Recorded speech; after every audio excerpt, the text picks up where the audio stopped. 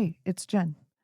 A lot of people have been talking about these northern lights lately, and since we don't have them in Florida, I never really learned about them, but I did some research and thought I'd share it with you here. So if you've been curious, check this out.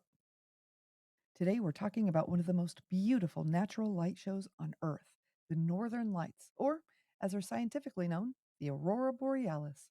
Have you ever wondered what causes these breathtaking displays? Well, the northern lights happen when particles from the sun, called solar wind, collide with gases in Earth's atmosphere. These particles are drawn toward the Earth's magnetic poles, which is why we see the auroras closer to the Arctic and Antarctic regions.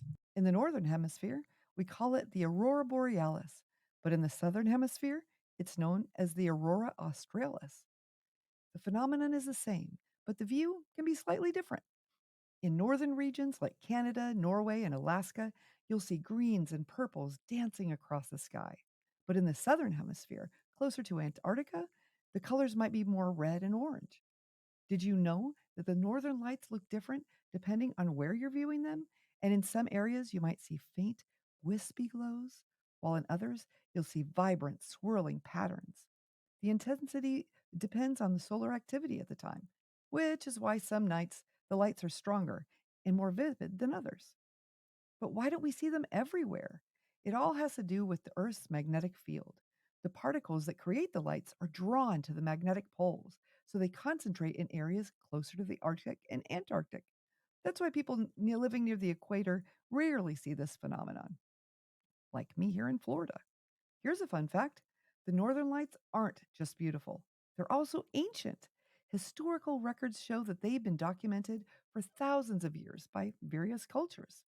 The Vikings believed they were reflections from the shields of the Valkyries, and in some Native American legends, it suggested that they were spirits of their ancestors dancing in the sky. Personally, I like that one the best. So, even though we can't see them from everywhere, just knowing they're out there adds a little bit of magic to our planet.